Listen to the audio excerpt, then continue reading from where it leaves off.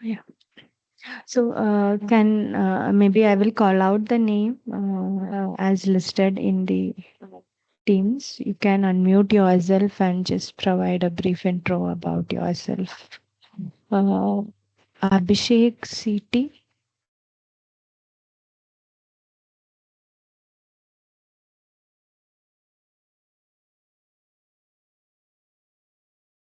Hello.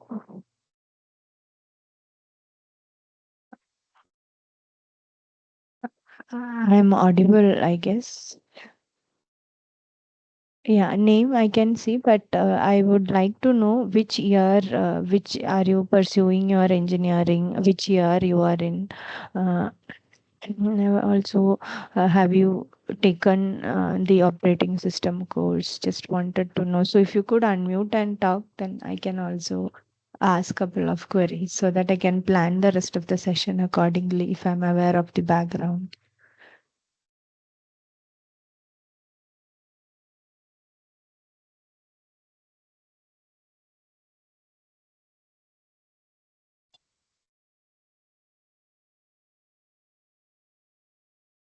Yeah, so Abhishek CT, please, if possible, please unmute yourself and speak up. Otherwise, please type in the chat. Amolya, Yes, ma'am. yeah, please go ahead. Ma'am, myself Amulya. I'm from Mangalore, and currently I've taken a 8 week session of operating system.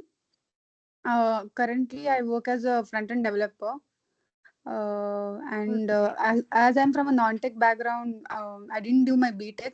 So simultaneously, I wanted to get some knowledge on the BTech subjects. That's why I have taken out these courses. So yeah, that's All about me. right. All right, all right. Thank you.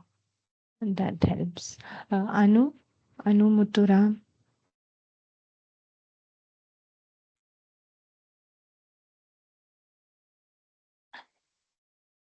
Okay. Asmi Verma. Hello, ma'am.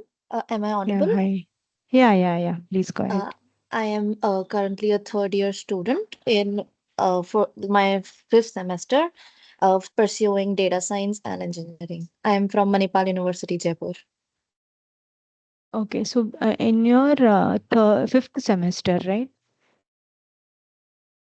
You Yes, said you ma'am. are, so you have already taken the operating system course or it's happening this semester? It's first the semester. All It's right. Yeah, yeah. yeah. Thanks. Ayushman Nandi. Hello, good evening, everyone. Am I audible? Yes, please go ahead. I am Ayushman. I am currently a final year student at Institute of Engineering and Management, Kolkata, and I'm currently in my seventh semester. I have taken up this course as I plan to sit for the GATE exam. I have taken up this course for a brush up. All right. Thank you. B. Charan.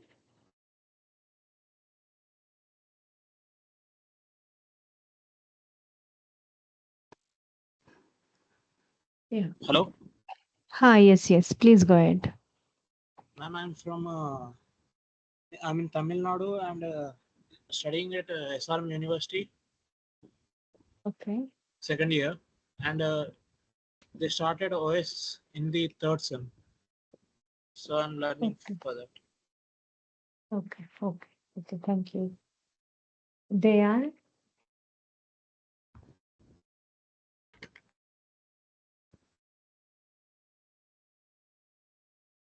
They all see Sati. Yes, ma'am. Hello. Good evening, ma'am. Hi. Hello. Yeah, please go ahead. Yeah, ma'am, please. I have joined right now. What I have to do? Just Just like I just want to know the background, like if okay. you're Okay, working ma'am. where or Ma'am, if you're. actually, I am faculty in Chandigarh University, Mohali. Actually, I am teaching this subject right now. So All I right, have all right. That's the reason I have joined this course. Thank you very much. Okay, sir. Thank you. Okay, ma'am. Deepa. Deepa. Good evening, ma'am. Am I audible? Hi. Hi. Yes. Please go ahead. Yes, I am Deepa. I am now working as an assistant professor in Krishna Arts and Science College, Coimbatore. I am handling the Okay. subject for my first year students, and I am going to Okay. learn something new to this. That's why I joined this course, and I am prepared for UGC NET also, ma'am. So, all right. Thank you. Thank you. Ganavi Narayan Swami. Narayan Swami. Pardon me if I make mistake with the names. All right. Gunjan Hi, ma'am. Tiwari. Hi, yeah, please go ahead. Please go ahead. Ma'am, I'm Ganavi, currently studying Ha, in ha. BCA first year in RNS First Grade College, Bangalore. I have opted this course to gain knowledge in OS. That's it. Thank you, ma'am. Thank you. Gunjan.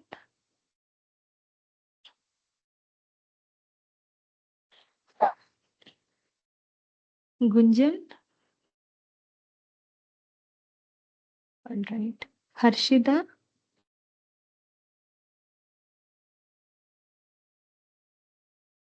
Harshita. All right. Latika. Good evening, ma'am. Hi. Good evening. Ma'am, I am Latika Mangla. Currently, I am pursuing my BTech from Manipal University, Jaipur. I am enrolled in Data Science and Engineering course, and right now I am in third year. All right. So, third year, you would have already done your operating system course, No, no, or you are ma'am. Third doing year. this My semester. third year is just started. Okay. You're doing it this semester. Yes, ma'am. All right. Thank you. Maithili R. Yes, ma'am. Good evening, ma'am. Yeah. Hi. Good evening. Hi, good evening. Ma'am, I'm currently working as an assistant professor in SRM IST Ramapuram, and currently I'm handling this course for second year, third semester students. So, as Okay. a mentor, I enrolled, and Okay. I'm also going to appear for the exam. For net For exam. net exam. Okay. Okay. No, NPTEL exam. Yes. Okay. This Okay, NPTEL this exam for NPTEL this exam course. for yeah. All right. All Yes, right. ma'am. Yeah. Thank you. Thank you. Neha. Thank you. Yeah. Good evening, ma'am. My name is Neha Hi. Kale. I'm in fifth semester pursuing data science from Manipal University, Jaipur. All right. Thank you. Pravat. Pravat Korai.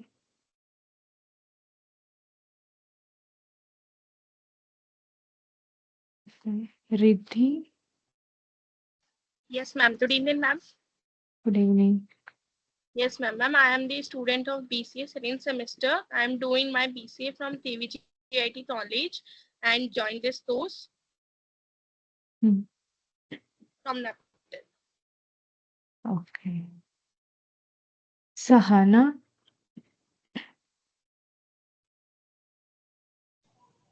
Good evening, ma'am. Good Myself evening. Sahana. Hmm. I am Hi. pursuing my engineering fourth year in BMS College of Engineering. I selected this Hmm. course to gain the knowledge about operating system. All right. Thank you. Sanjay.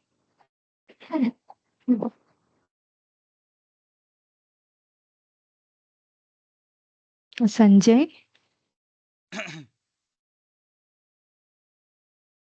Okay. Santosh.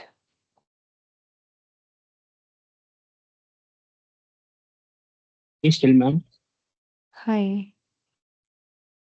Hello, ma'am. Can you please Hi. Yeah. explain your Yeah. question, ma'am?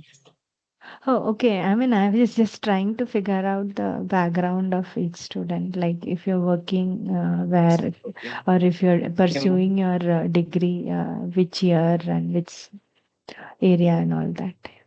Okay. I am Santosh Sharanan. I am studying BSc Cognitive Systems, ma'am. I am from Krishna Arts Okay, and Science College, ma'am, in Coimbatore. And it's okay, it's okay, a compulsory course, ma'am, for us to complete this operating systems in NPTEL. So I am pursuing this course, ma'am.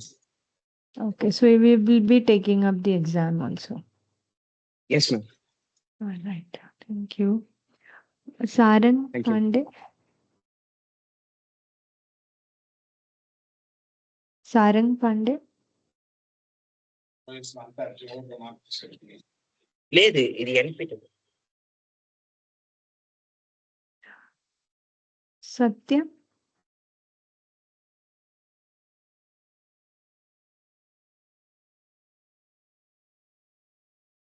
All right.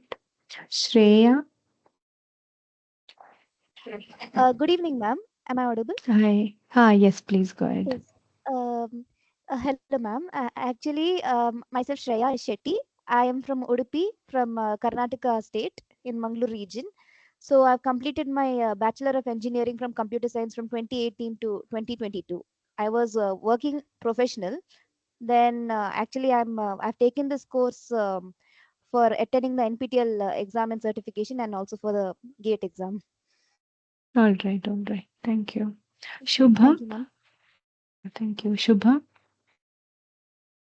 Hello, am I audible? Hello. Ah, yes, please go ahead. Yes, yes, ma'am. Myself, Shubham. I'm joining from Bangalore. I'm a working professional in embedded domain. Mm-hmm. So currently, I'm working as an embedded software developer. So my Oh, background is basically I'm a electrical engineering graduate. So I wanted to explore more about this OS related concepts and all, how uh, it is implemented as per in the embedded domain and embedded software.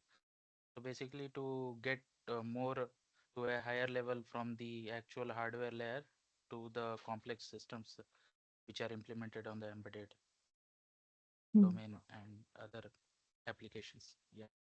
So my objective basically is to learn how embedded software reaches to the next level of abstractions using the OS and all, and mm. how these applications are implemented as per the embedded other stuff. Oh, yeah, okay, okay. Maybe computer architecture would also be an interesting course for you Yeah, sure. to Sure, explore. Yeah, I will look into it. Thanks. thank you. Srijay. Good evening, ma'am. Myself, Sriji. Yeah, I'm studying computer science cognitive in Krishna College, ma'am. okay, okay, thank you. Suraj.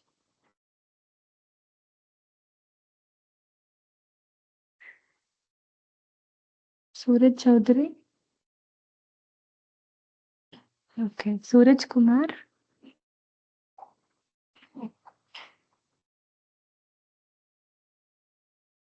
All right, Vidya.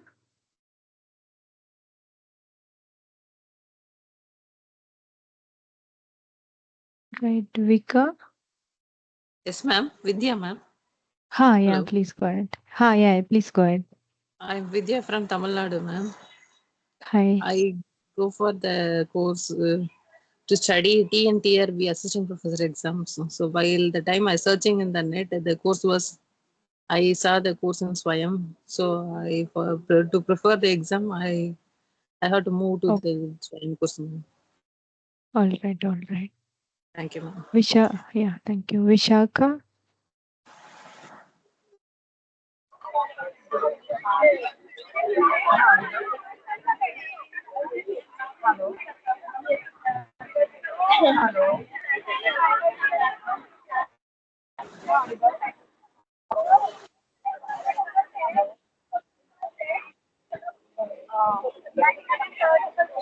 Yeah, I think there is a lot of disturbance. Probably, as you said, you're traveling. I can see the message, Vishaka. You can mute yourself. Yeah.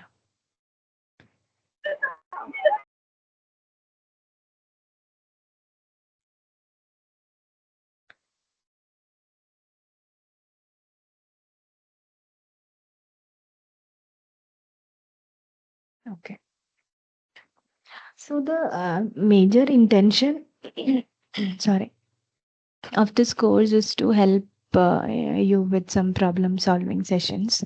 So today being the first introductory session, there isn't much of numerical kind of problems to solve. But as we go further deep into the lecture or the session, we will have, I mean, I will try to explain or solve gate related numericals in this problem solving session, because already the faculty will be sharing the video recording.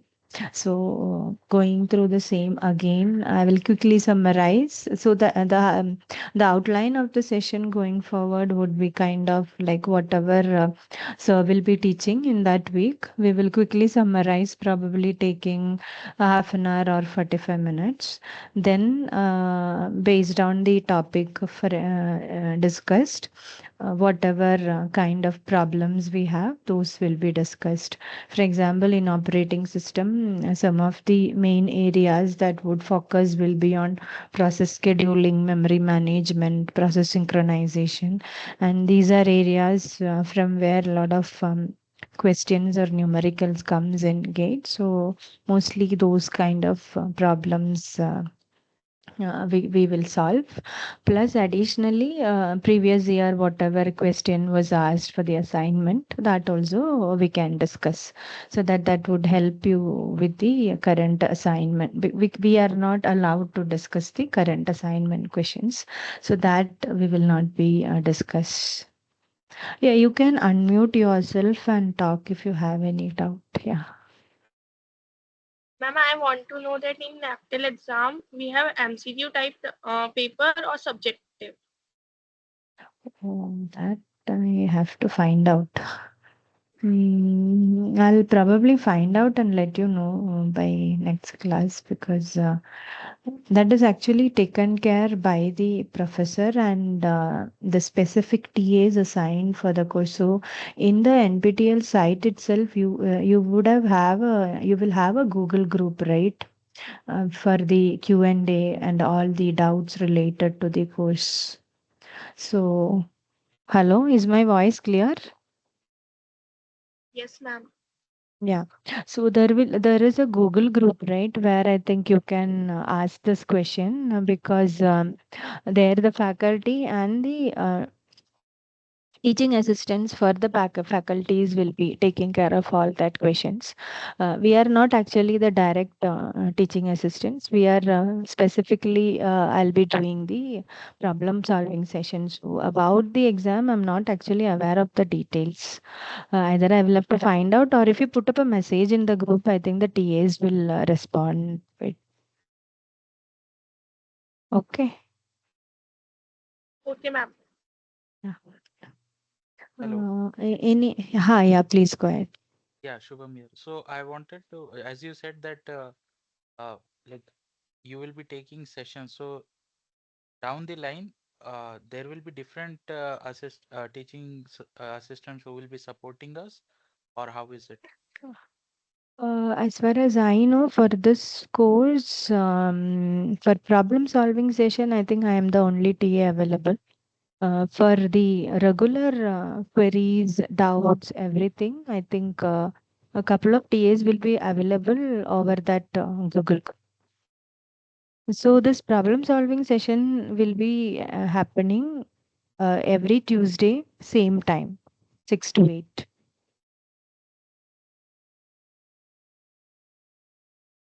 Sometimes And multiple TAs will be there, but this time I think only one TA is there for this course.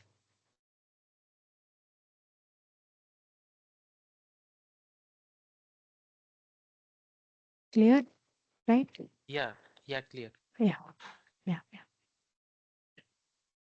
Anything else? Because it's an introductory section, like nothing much technical to get into the depth and all. Any other queries or? So I will ask one more thing. Now what we have from the website login is like lectures are there available from the YouTube site, right? Just I was Mm-hmm. curious to know, like those professors are still there teaching these courses, or as these videos are long back, so yeah. So I think these are repeated courses, so they might be teaching this course in their respective IITs. uh-huh.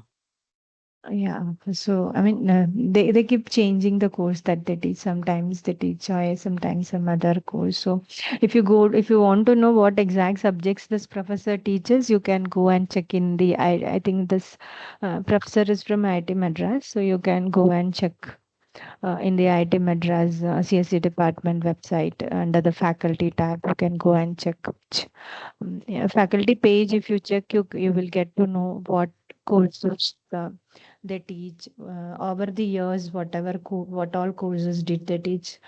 Normally, these details are put up in the site. So if you want, you Okay. can explore and check that out. Yeah. Yeah, sure. Clear. Thank you. Yeah. Yeah.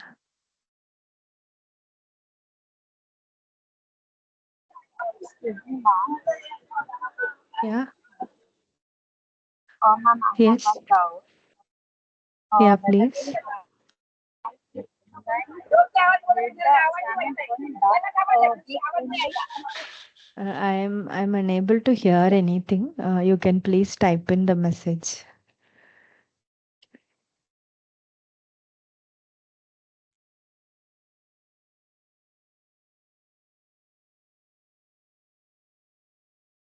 Good evening, ma'am. Yeah. Yeah. Good evening. Is it possible to access the recorded video? Yeah, actually, we will be uploading this recorded video in the YouTube and we will be sharing the link via a Google Sheet. So you will be able to access it. Okay, thank you. Thank you. I think currently, I'm not sure if they have updated the site with the Excel sheet link, but they'll be doing it soon. If not, they'll be doing it soon. Okay, thank you. Right. Yeah.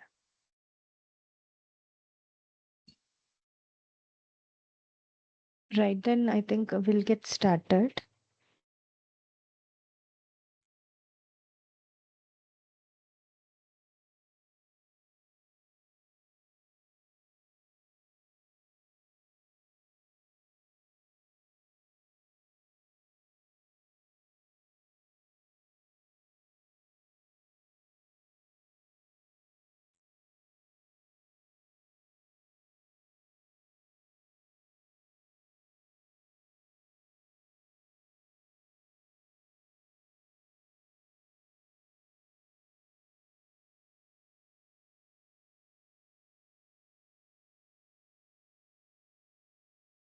Okay.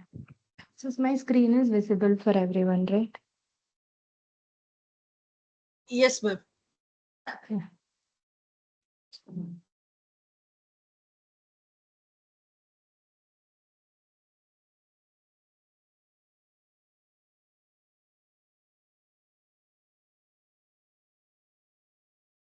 So let's get started. Also, like quickly, what is an operating system?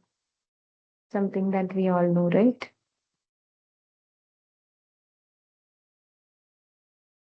So basically, what is an operating system? It's nothing but operating system is also a software program only, and it's a program that actually acts as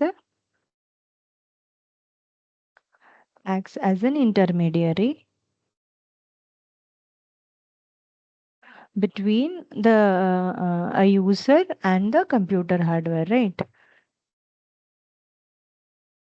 Between a user and hardware. So in simple terms, if you say what is an operating system, that is how we can depict it. Like it is a program that act as an intermediary between a user of a computer and the computer hardware, right? So for example, imagine you all got your laptop or your desktop without having any operating system. How have you ever thought like how can we use this device? In fact, we actually don't know, right, how to use the laptop or a desktop without having an operating system. So, if the operating system is not there, we have to directly deal with the computer hardware. We'll have to directly instruct the hardware what to do and what not to. So that is something that none of us have done before, right? None of us have experienced, because we have always used this laptop or the computer hardware with the operating system in it, right?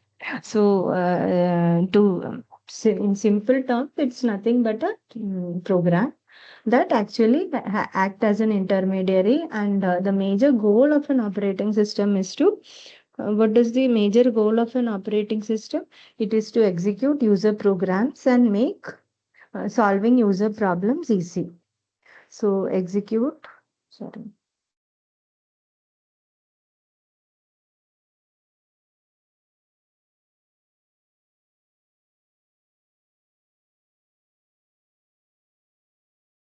execute user programs and make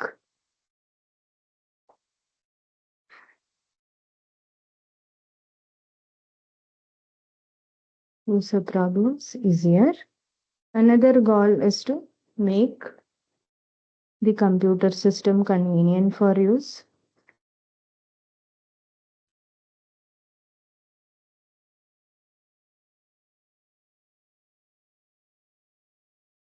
So these are the main goals of an operating system. So basically, when we see a computer system, we can see that a computer system, what are all the components in a computer system? We have a lot of hardware, right? We have the computer hardware. So what are parts of the computer hardware? We have CPU, we have memory. In the computer, we have memory. We have input output devices. That is, we have keyboard, we have mouse, we have screen, display screen, right? There are multiple such hardware. Then above the hardware, we have the operating system. Then above the, if you can mute yourself.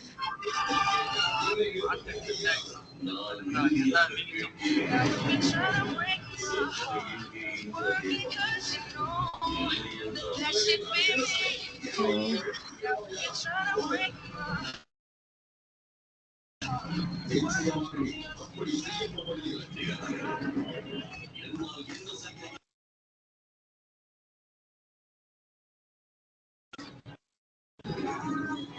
who's unmuting?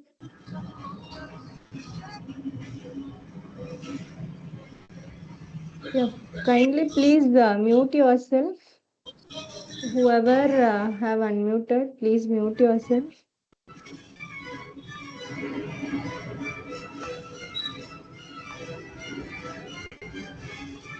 Vika. Hello. Vika, can you please unmute yourself? I mean, mute yourself.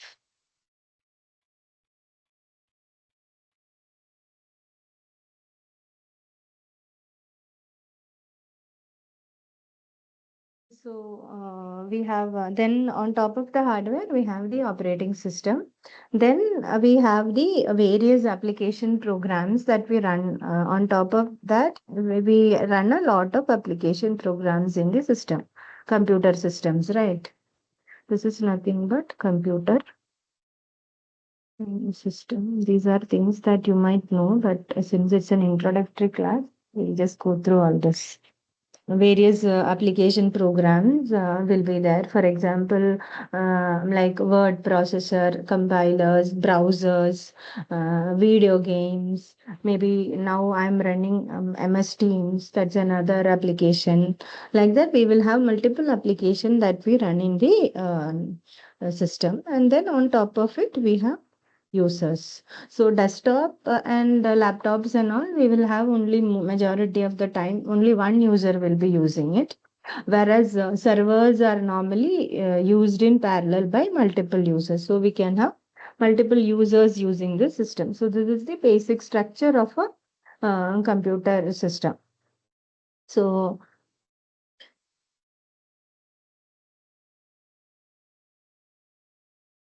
So we can represent this as the application, the various applications like compilers, compilers, assemblers, and text editors.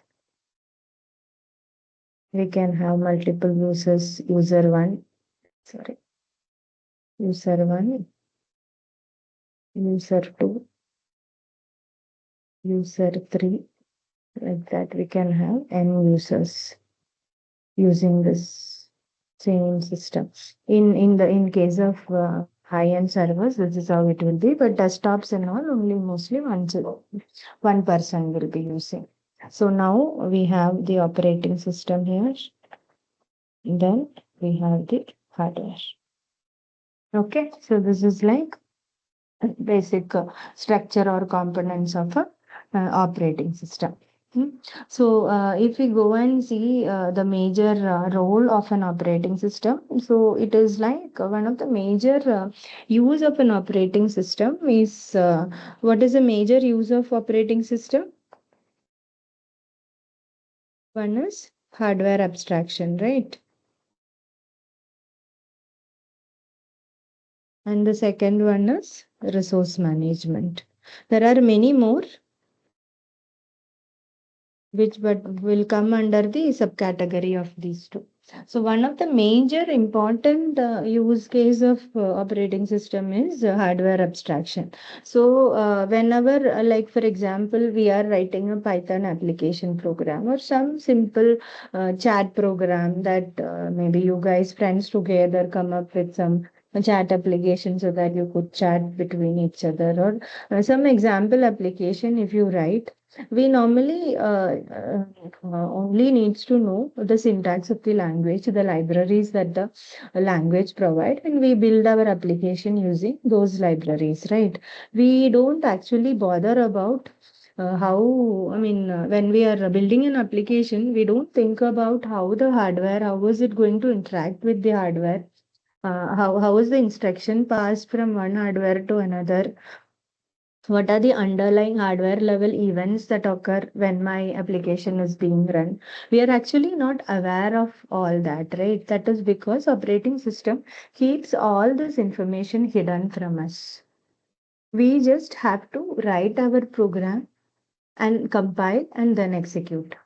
So the execution time, the operating system takes care of passing the necessary instruction to all the underlying hardware and making whatever output that we need to be displayed on the hardware. For example, we'll see the same example that is there in the lecture. So there is an example in written in C, which is actually a printf, right? Print a hello world on a hello world on a computer screen, right? It's a simple C program. This is it's only a part of it. I didn't write the whole program. So if we want to, if we compile and run it, what we get is on the display screen, we will have the hello world printed, right? Like when we write, if you all are familiar with Python, may you just have to use this print and hello world, right? So when we give the statement, a lot of things happen underneath, which ensures that this hello world is actually printed on the screen. Right. So let's see what are the things that happen. So first we write this program, it is stored in a RAM, correct?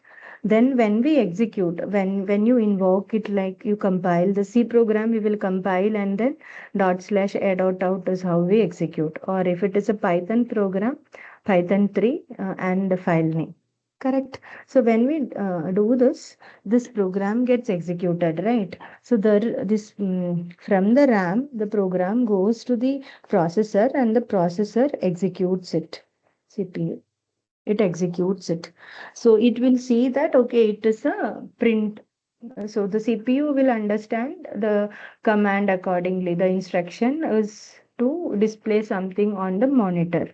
So the CPU will give instructions to the graphics card,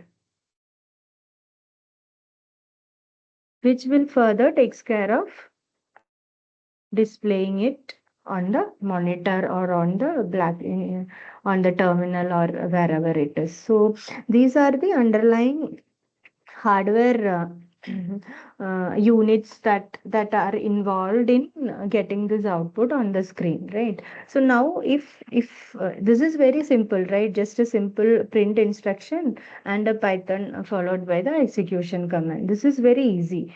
Now suppose we did not have the underlying operating system, so we will have to first of all write the program. We will not be able to write the program in such high level languages. We will have to write it either in assembly code or in the machine language, which the hardware will understand. Mostly in assembly language, we may have to write the programs. So that is very, very tedious because these assembly programs are dependent on the underlying processor. Additionally, if the graphics card varies, the instruction would change accordingly. So every time you run it on a different machine, you will have to change the assembly program or the instruction accordingly. Whereas for Python program or C program, you write it, that's it, right? You can run it on any machine. If it is Python, as long as your machine has a Python 3, you will be able to execute it, right?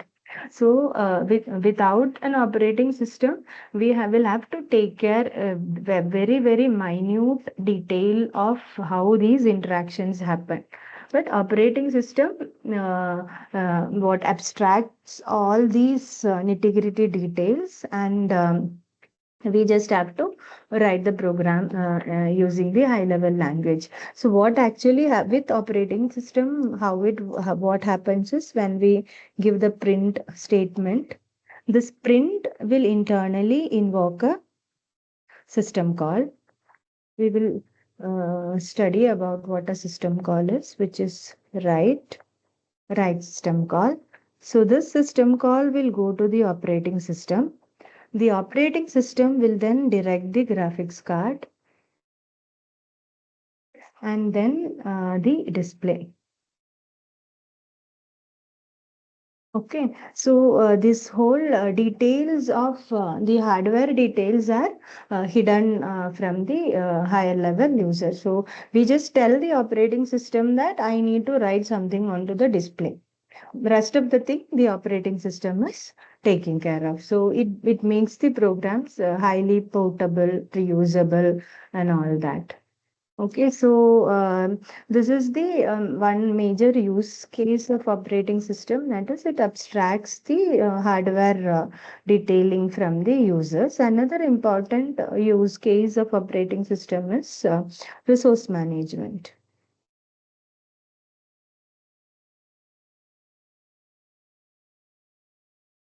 So as we have seen that we have the operating system here, operating system. We also have the hardware, right? Hardware, like we have the CPU, we have a monitor, and we have memory and things, and we have multiple applications. So now if you see, you all would have connected from your laptop or desktop or maybe mobile phone. Just check once how many applications are open and running in your system currently. How many applications do you all have running? At least some 5, 6 applications are running. Yes or no? Yes, ma'am. Right?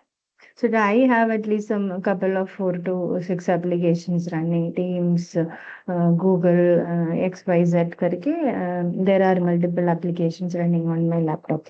But the underlying hardware that all these applications use is the same. So this is the underlying hardware, but all of these applications have to use the same underlying hardware, right? So how is it taken care of?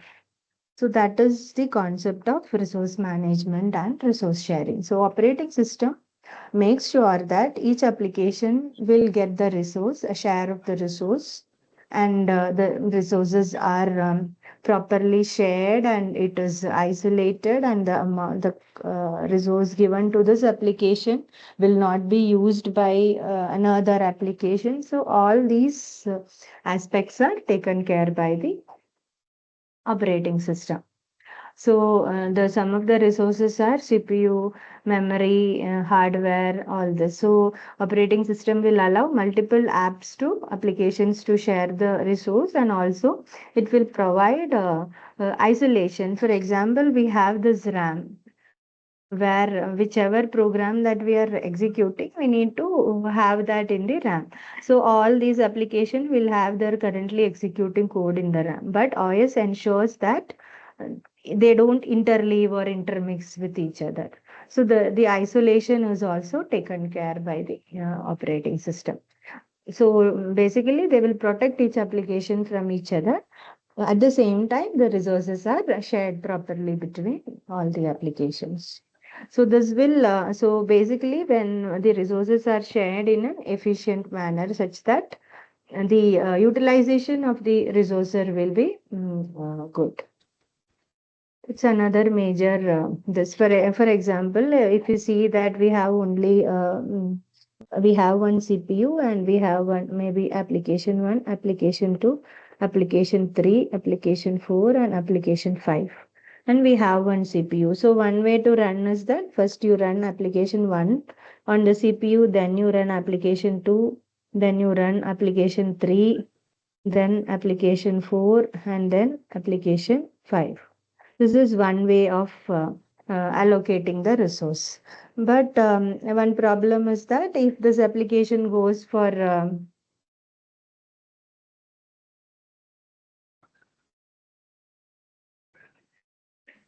if this application goes for some wait or some input output operation or some print job or something, and it is waiting, then the CPU will stay idle, and A2, A3, A4, A5 and all will be waiting for the CPU. So instead of that, another approach is like A1, then you can give A2, then give A3, and when A1 again finishes its printing job, come back, then A4, then A5.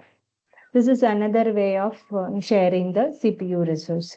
Another way is to share it in A1, A2, is to share in a specific time. Like in this example, we have thought that, okay, application 1 will run to completion, application 2 will run to completion, then 3 will complete like that.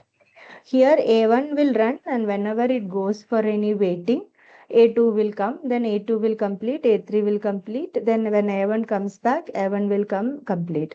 Another way is like you fix some time slot and give this fixed time to A1, A2, A3, A4, and A5. Then repeat it again, A1, A2, A3, A4, A5. This is like in a round robin fashion, you give some fixed time to each of the application to run. And then the application will run to completion. So these are the ways in which operating system can share the CPU. Okay, so this CPU sharing of CPU across multiple processes or applications is something called as process scheduling. It's an important job of operating system. We will be studying that in detail. It's just feel of it, what it is, what this process scheduling means. Like you need to share the CPU between multiple application processes. So what are the different ways to do that? Okay, there are multiple techniques, shortest job, round robin, first come first serve, all that is there. Those things we will study in the coming days. Okay. Then this is like a basic introduction. Whoever is, if you don't have any doubts or anything, please mute yourself. And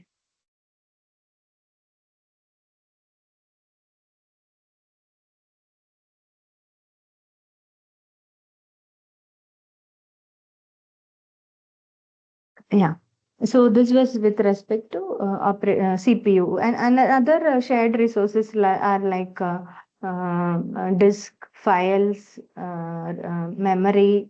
These are the other resources that are shared. So for memory also, we will have memory management techniques that we will learn how the memory management is taken care by the operating system. Okay. So this was the example when I told there is only one CPU, but in the current days we have multi-core CPUs, right? Sometimes in some systems will even have multi-processors. So it means that there is one processor and there is another processor, and each of these processors are multi-core. So if it is a four-core processor, you will have multiple cores running in it, and each core will be able to run like two threads kind of. So if in such a system, if you see that how many process can we run concurrently at the same time, it will be 1 2 3 4 5 6 7 8 8 into 2. We can have 16 threads running in parallel in such a system. Okay, so this is like multi-processors. In most of the laptops and all, we have only single processor, but they are multi-core, like 4-core or 8-core CPU, and each core will be able to run two threads.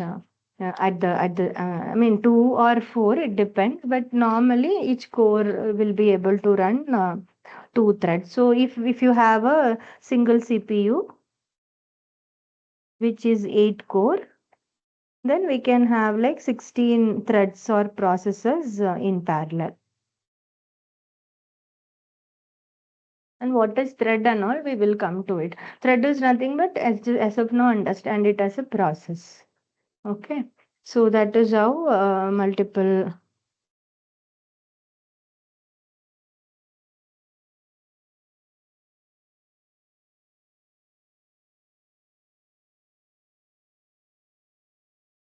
right.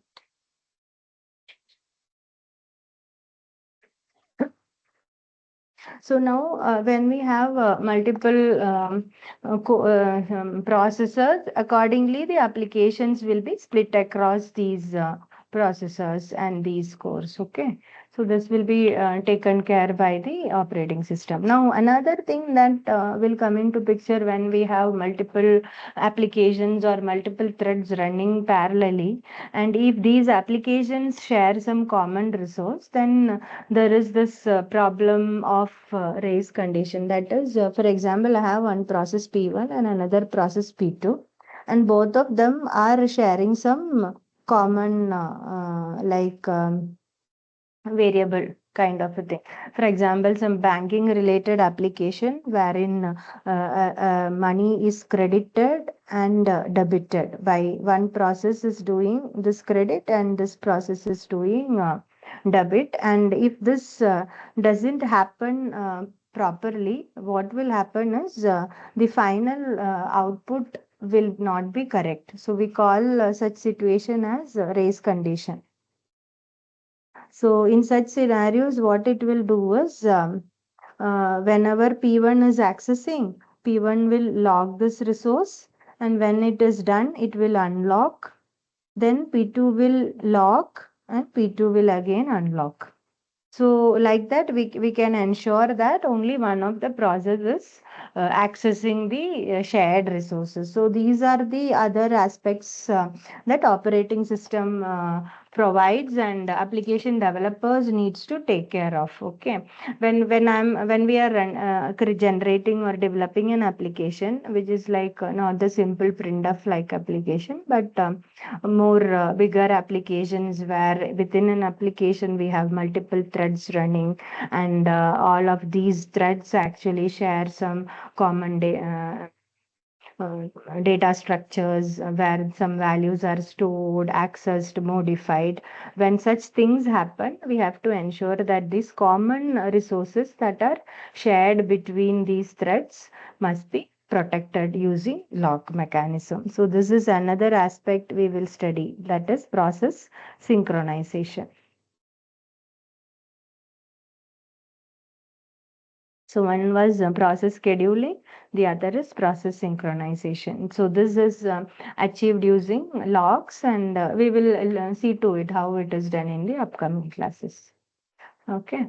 Then OS provides the isolation that I think we have seen. Another is like the concept of process. So maybe I can show you an example. Let me.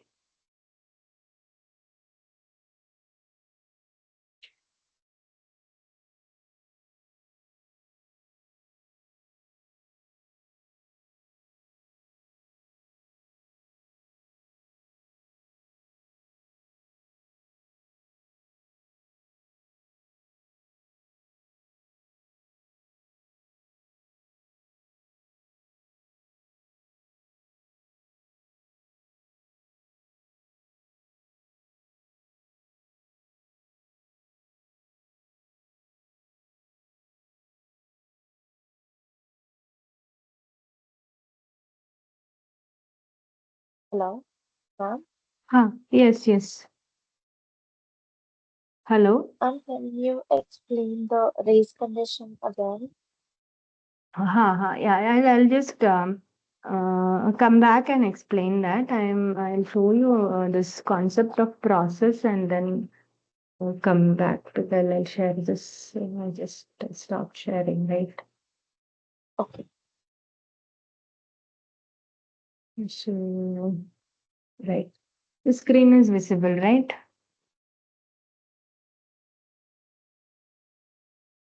Yes, ma'am. All right. So,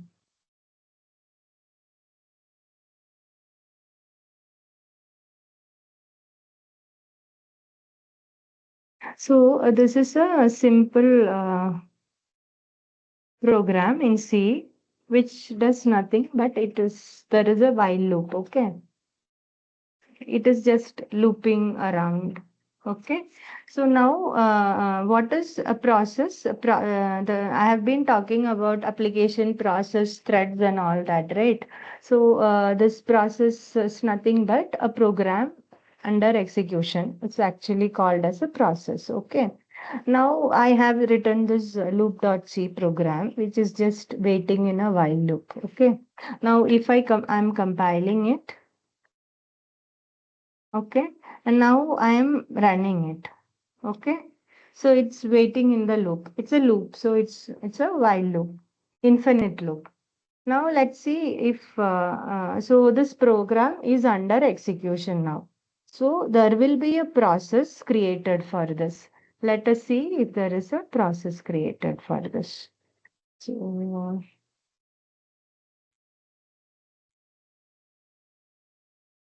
can you see this line? So this is nothing but the process that I am running here. So this execution, so this particular program is now being run as process with this process ID. Okay, now again, if you see, sorry. If you see, we can see that. But now after I stop this, once I stop it,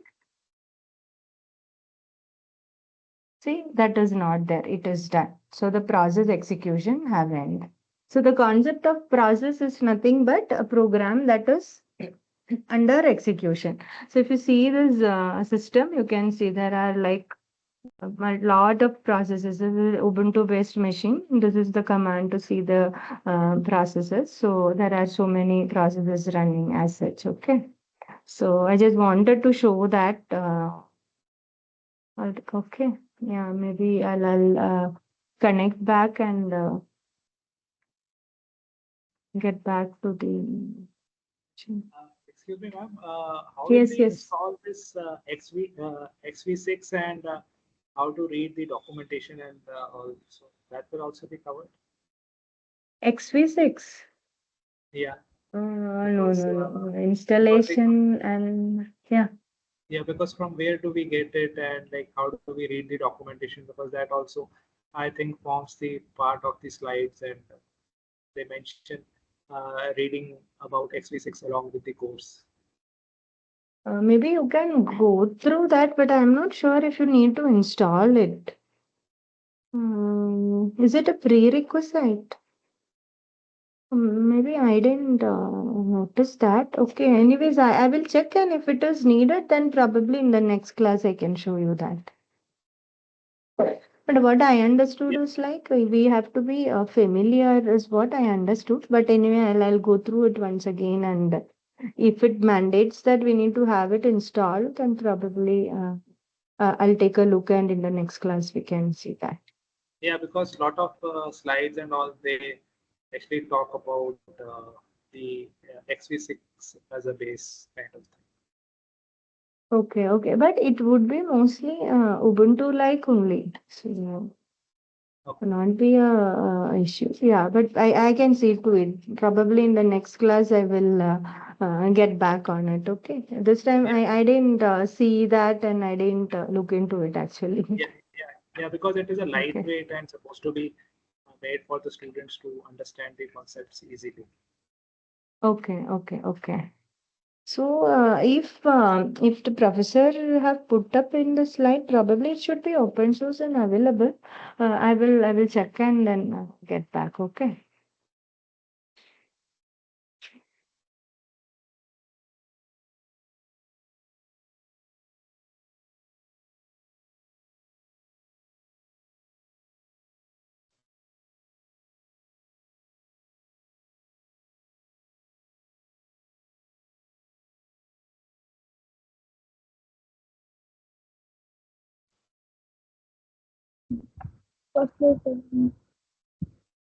Sorry. Yeah. Okay.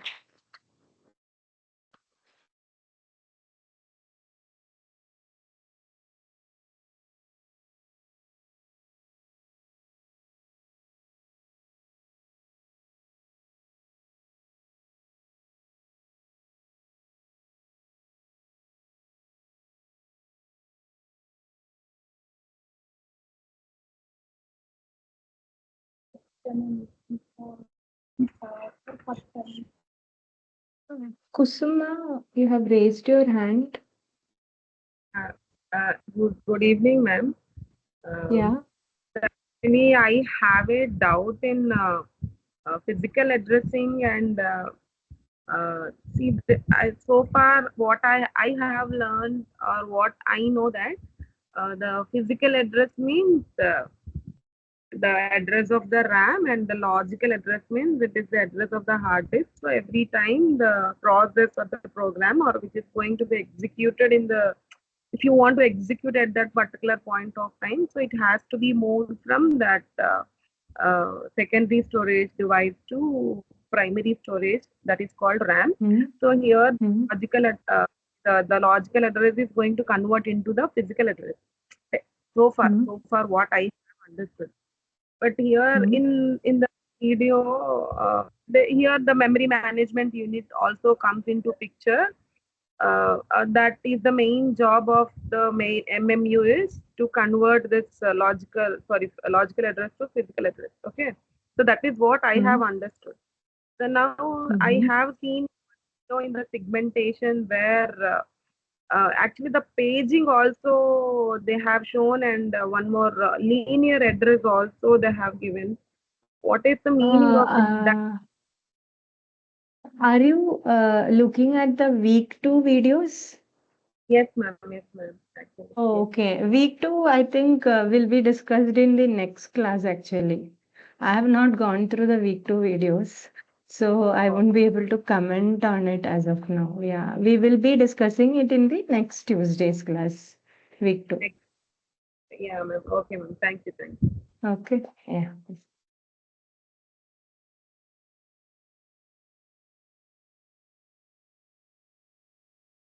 Just give me a minute.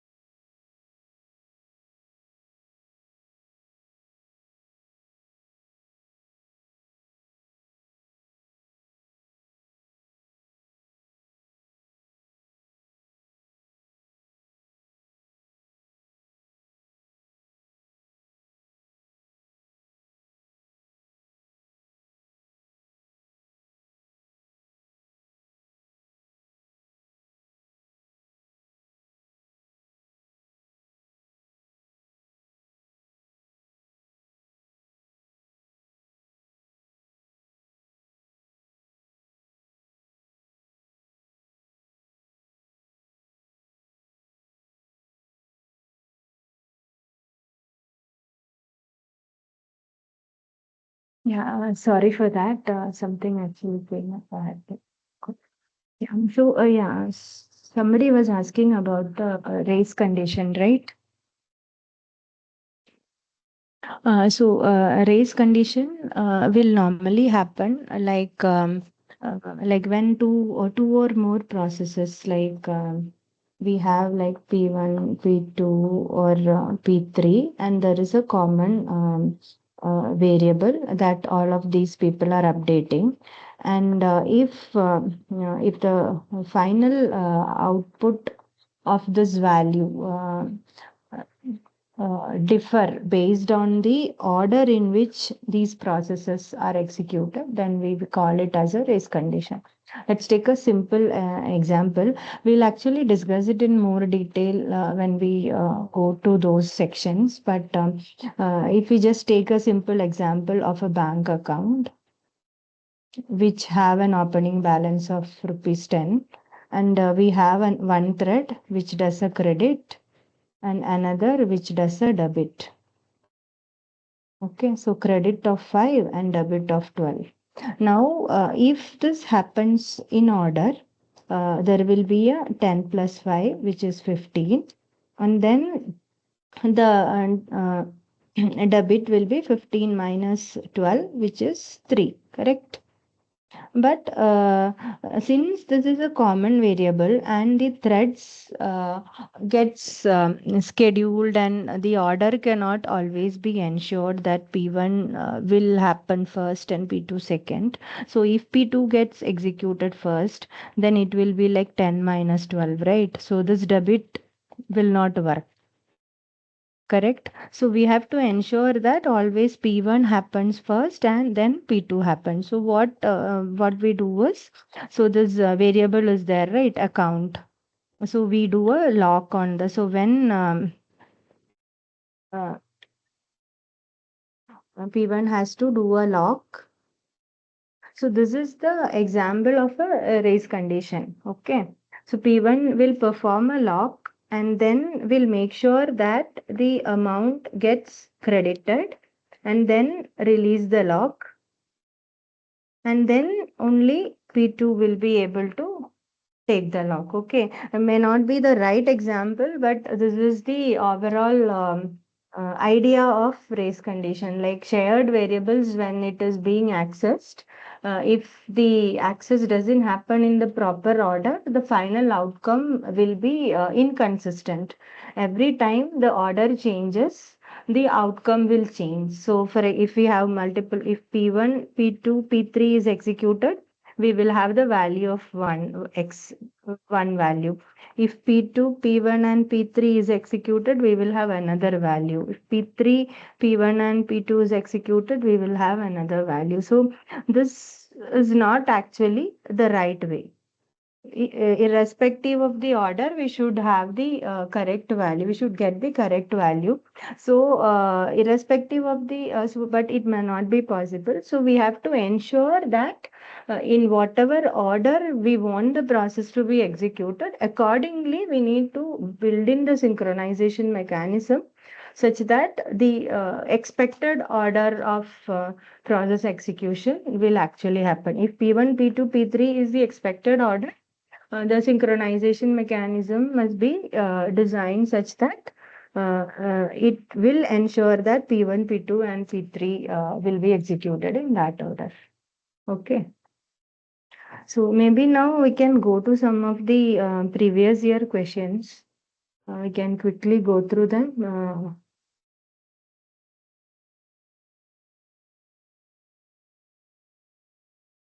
Mm, Right. So maybe we'll see few of the questions.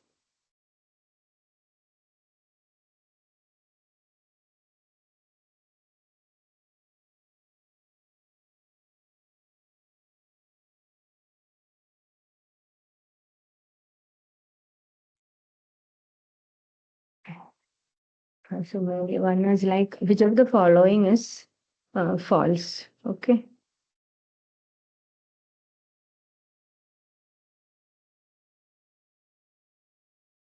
So resource management Maybe I'll copy paste it in the chat. Can you respond? Because if I keep writing, probably it will take a lot of time.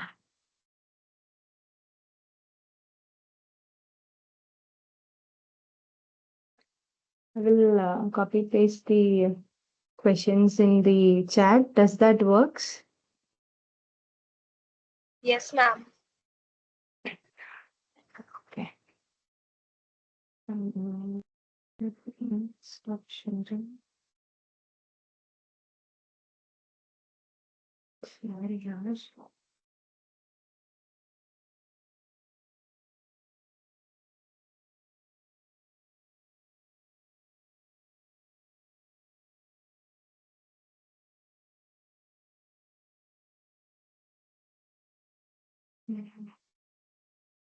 Right. Okay, the first question. Okay. Check the following history. A, B,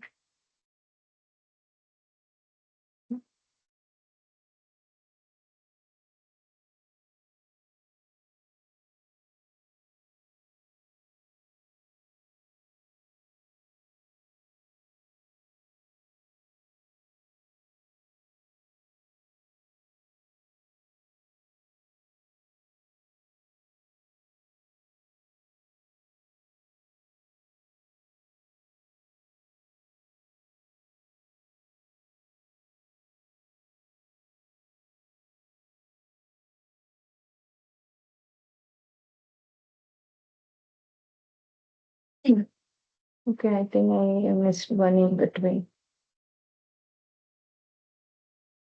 So the question is, which one of the following is false? So the options are resource management needs to provide resource sharing. Next one is resource management should be transparent to the application. Right, then resource management hides the nitty-gritty details of the program execution, and resource management should improve the performance by efficient resource sharing. So the answer here is this one. I think this resource management hides the nitty-gritty details of the program execution. So that the hardware abstraction does it, not resource management. Okay. So hardware abstraction takes care of hiding the nitty-gritty details of the program execution, not resource management. So that was first question. Next one is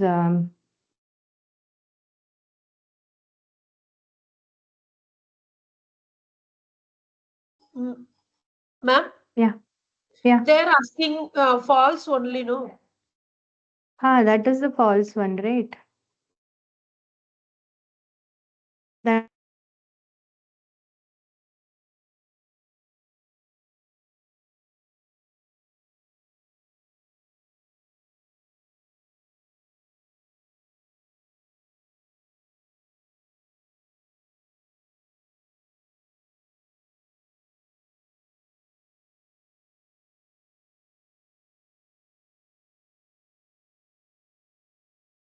so all the others are true about resource management, right? So like the statement A, that is resource management needs to provide resource sharing. That is true about resource management. And resource management should be transparent to the application. That is also true about resource management. And this is not true about resource management. Resource management need not do this. So that's how this becomes the answer. Okay. So the next question is, in the PC organization interfaces, in the PC organization, dash interfaces memory and PCI bus. I think this is from the lecture video, right?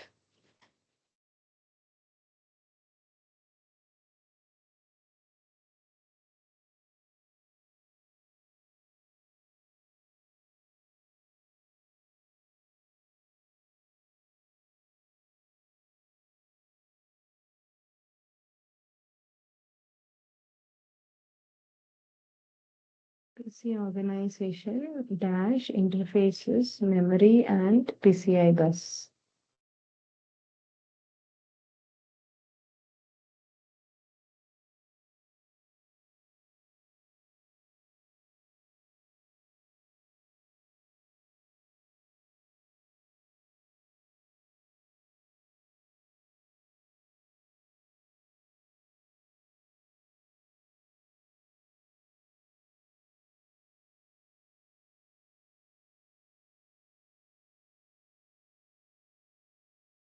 So actually, the answer is chipset.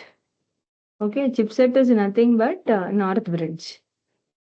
So North Bridge is the one that is interfacing the memory bus and the PCI bus, not the. Okay, maybe you can go through that figure once Can you again. repeat And the answer, please? so the answer is C, chipset. Chipset is nothing but, I think in the lecture, professor told that North Bridge is nothing but the chipset. Okay. North Bridge is the one that actually interface between the memory bus and the PCI bus.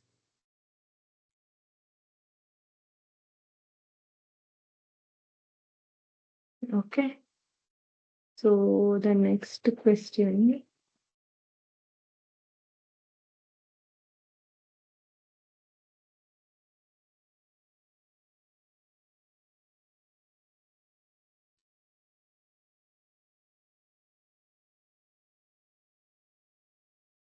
Next is state true or false. Stack pointer points to a frame present in the stack. True or false?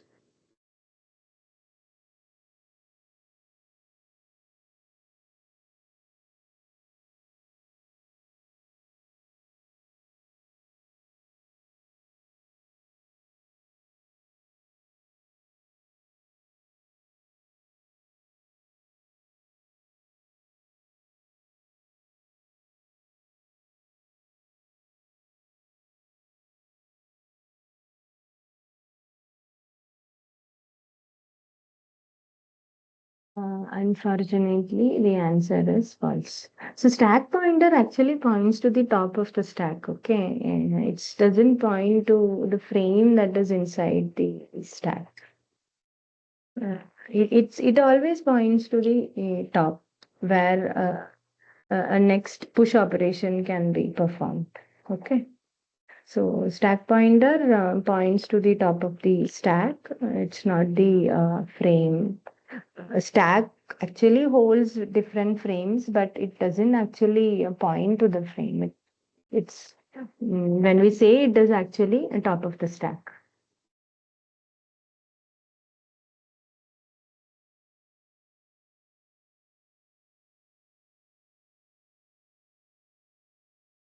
All right.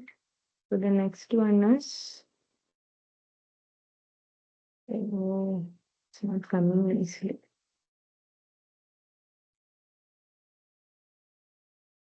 Maybe.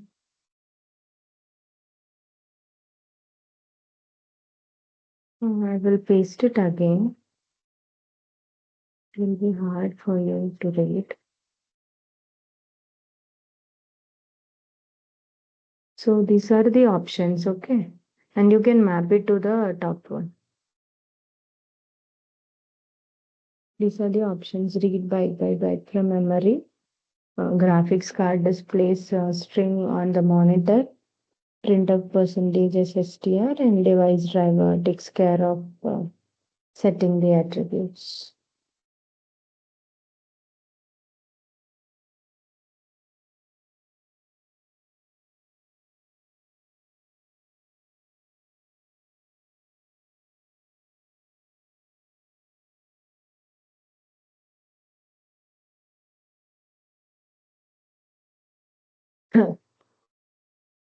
Yeah, I think 3142 is the right answer. Everybody got it right here.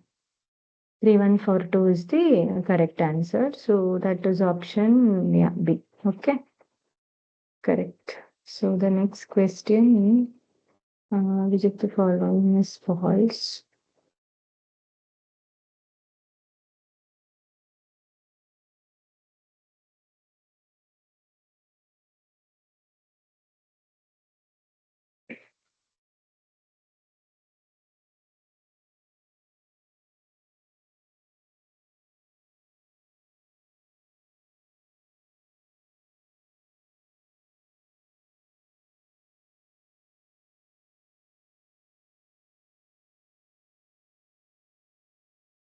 State true or false. Resource abstraction and hardware management are important uses of an operating system.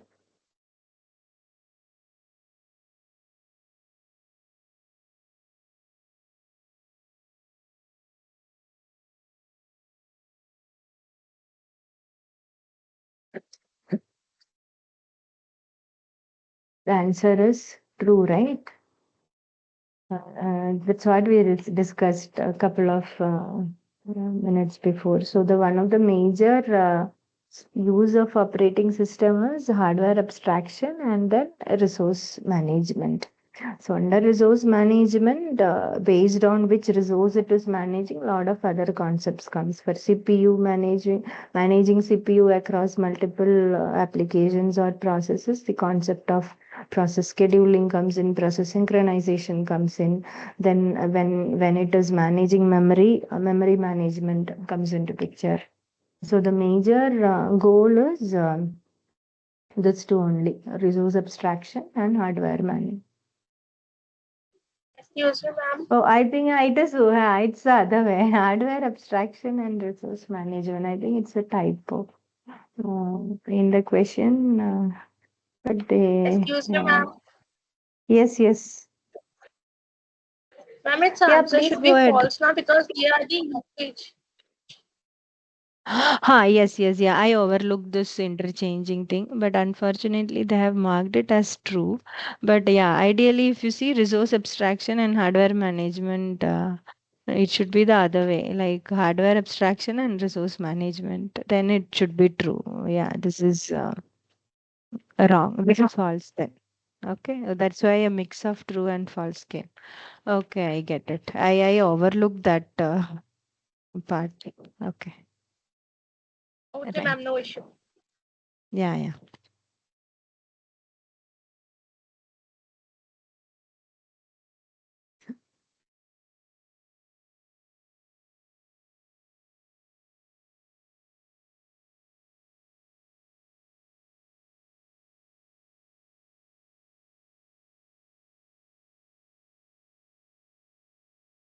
So the next one, no? Which of the following is false?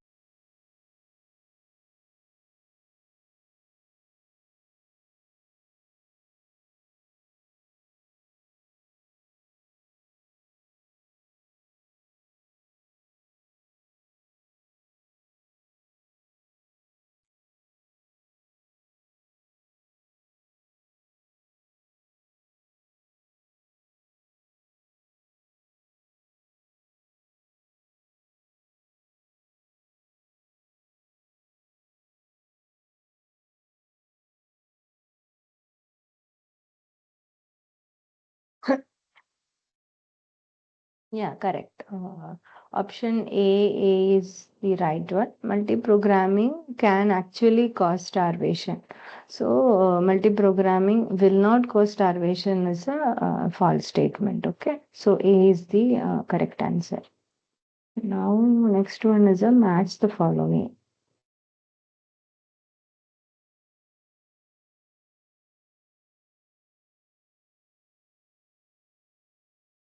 No, it's not coming correctly. Okay.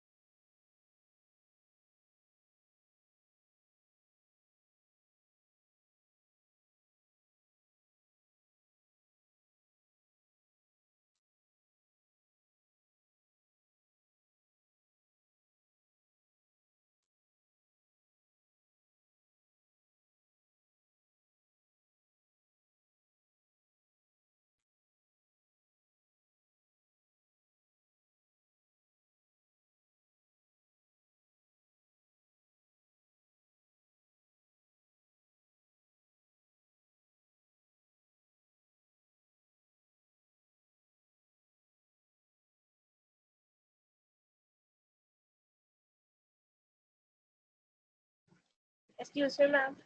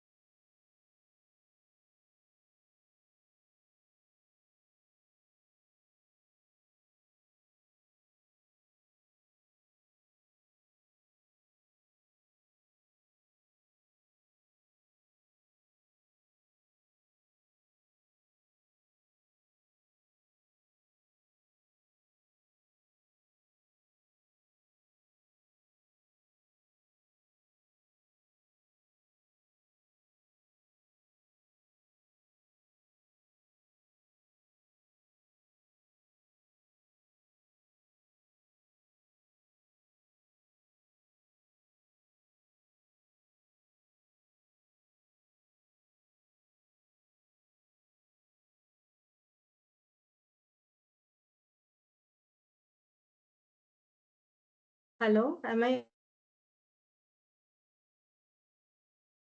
had muted. Hello? Yes, ma'am. Okay, I'm audible. Hello, ma'am. I have to know the answer of the MCQ that have been asked previously. Match the Which following one? वाला तो shit था ना ma'am stack heap वाला.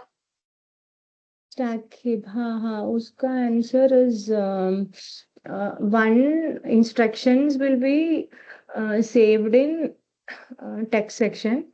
That is 1 to D.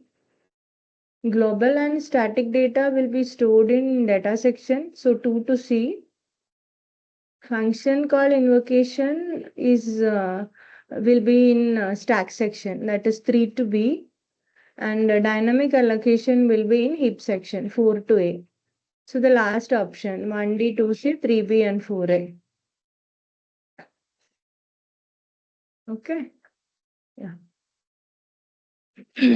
Now this one. So not many have answered. So let's see. So A dot out is I just showed you, right? I have compiled a C program and the binary is named as A dot out. Okay. So that A dot out is actually an object file. It's also a file, but in the binary format. So being a file, it will be saved in stored in hard disk. Okay. So one will map to B. Okay. Now, process state. Process state is actually a hidden section of the process maintained by an operating system.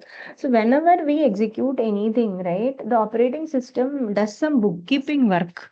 We have something called process table, and it have some things called process ID.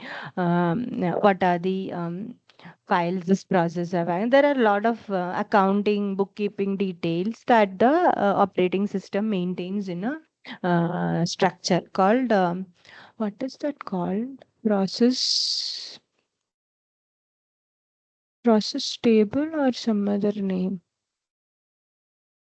Okay, but yeah, it's there is a structure where multiple details are kept by the operating system. So one of that is This process state is like currently whether the process is running, whether it is being waiting for some job to be completed, or is it waiting to get scheduled. So these are certain states the process will go through, okay, during its lifetime. So process state is something that the operating system maintains. So 2 will go to D, okay.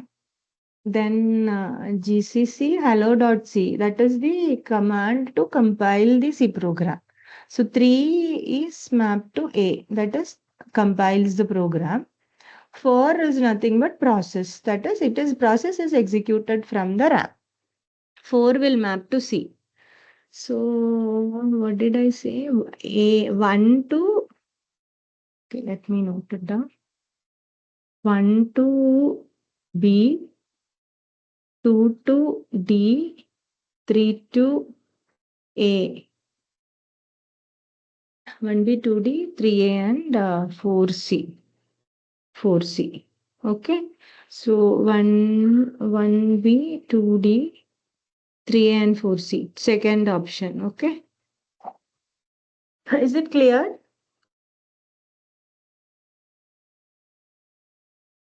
Yes, ma'am.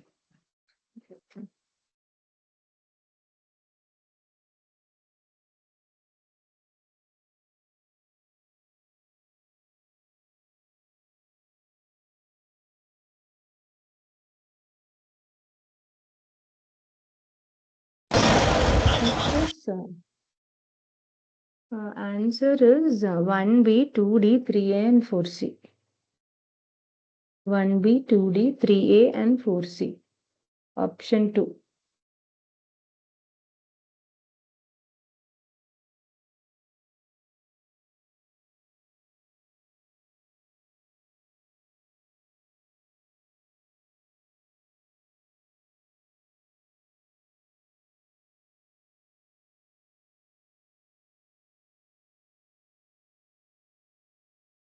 Okay.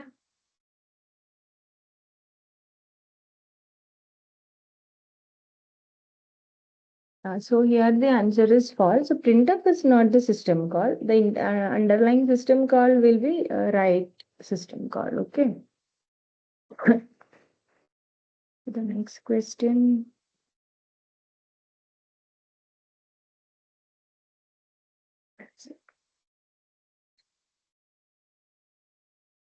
It is a fill in the blanks answer. So you can write.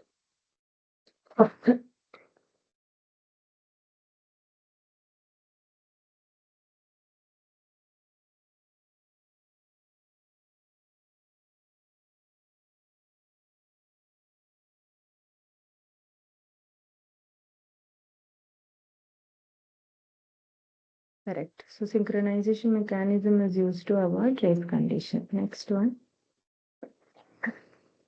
Sorry.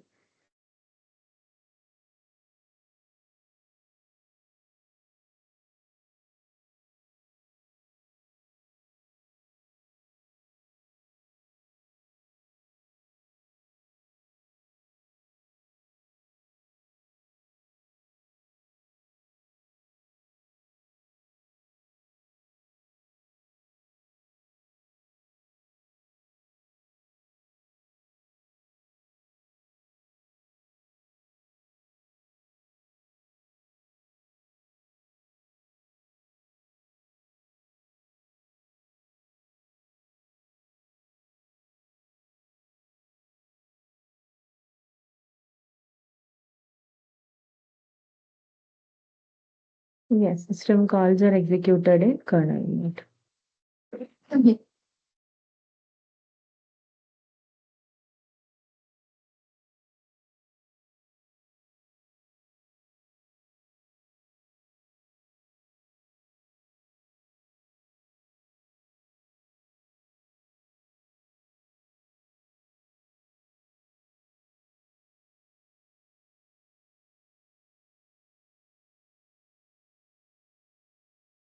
Okay, system calls are invoked via software interrupts. Okay. Another question.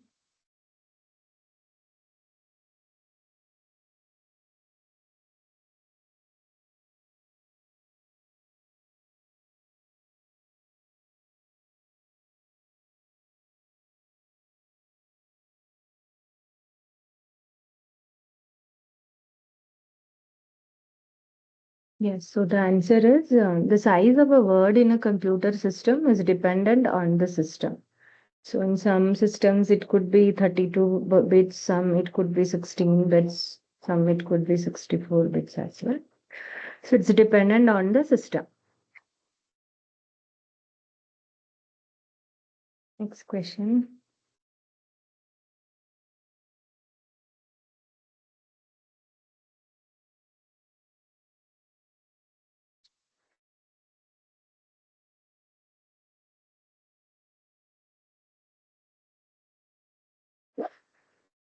So direct memory transfers data between CPU and memory, CPU and secondary memory, none of the other. Direct memory access, or else we normally call it DMA. It is actually a direct transfer between main and secondary memory without the involvement of CPU in the middle. Okay, so this is done to save CPU cycles from these memory copies. So it happens directly between the main and secondary memory. Then, there's another question.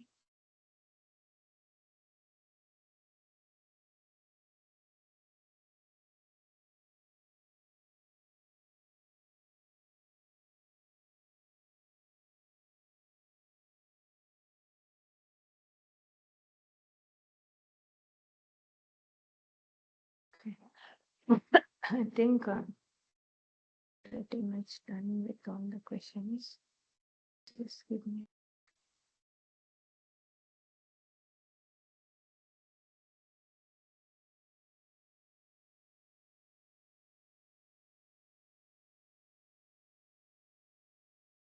That is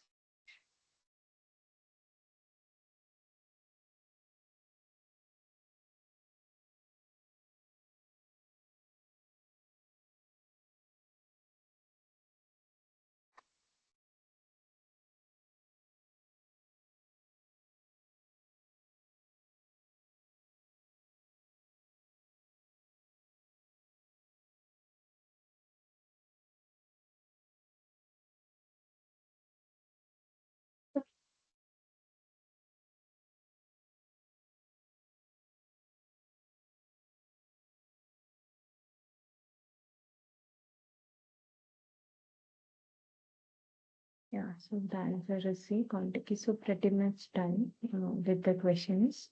Like I remember in between, somebody asked me about what was that operating system called? Can you just unmute and tell?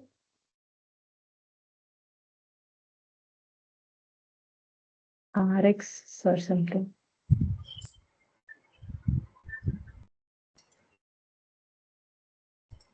Someone asked, right, which will I be explaining how to get that software, install it, and all that?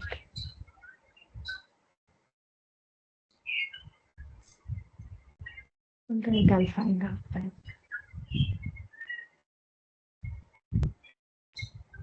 Yeah, so I think we are pretty much done with the previous year's questions.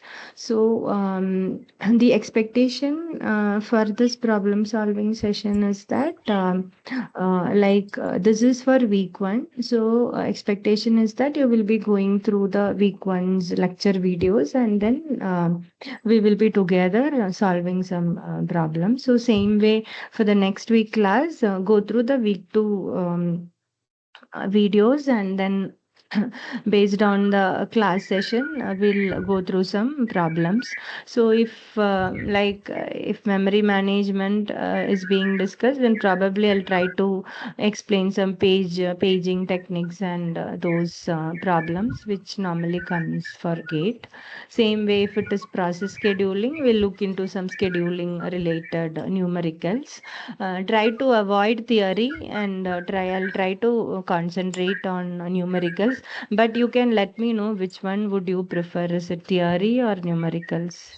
Because theories in lecture videos are already available. You can type in the chat which one would you prefer.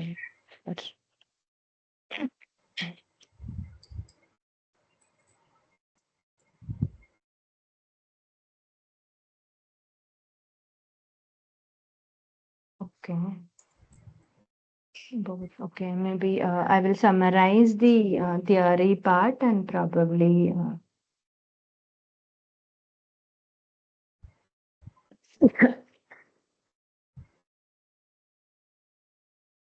this answer is true.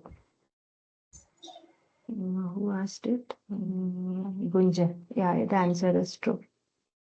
Descriptive type questions.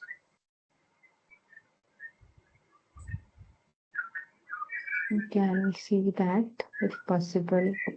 Descriptive for assignments, I think you will get only this kind of questions. Objective, multiple choice questions. Okay, so XV6. Practical examples, friendly documentation of XV6. Okay.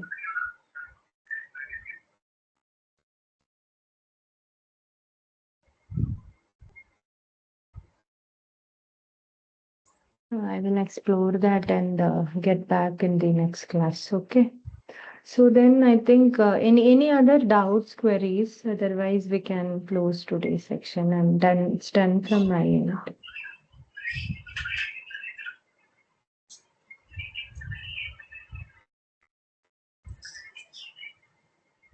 Thank you. Ma'am? Yes. Ma'am?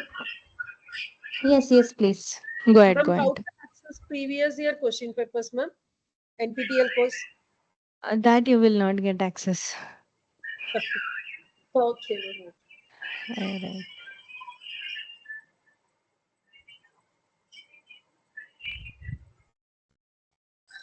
Excuse me, ma'am. Yes, please. Ma'am I want to know that we can get the NPTEL ने जो ma'am पहले previous year के papers हैं वो हम gate कर सकते हैं क्या? कौन सी साइट से मिलेंगे वो हमें?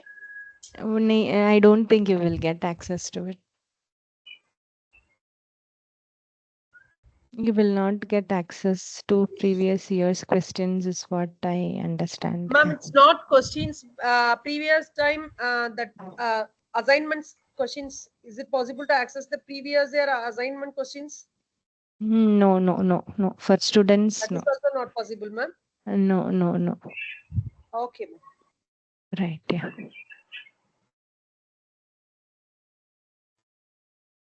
So whatever I am discussing is from the previous years only. We have access, but students will not have access. Okay, ma'am. Okay. So Thank whatever I have discussed today is from the previous years plus some additional questions from the internet. Okay, ma'am. Okay. Right, yeah. So that way we will ensure that previous year's questions will be discussed plus additional numericals.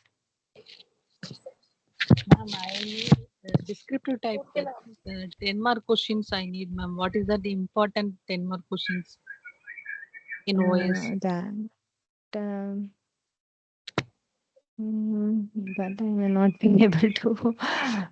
Important. Maybe I will try to share some maybe towards the end of the session. Okay.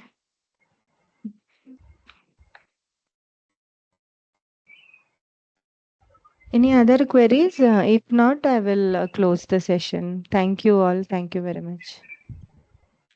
Thank you, ma'am. Thank you, ma'am. Thank you. Thank you, ma'am. Thank you.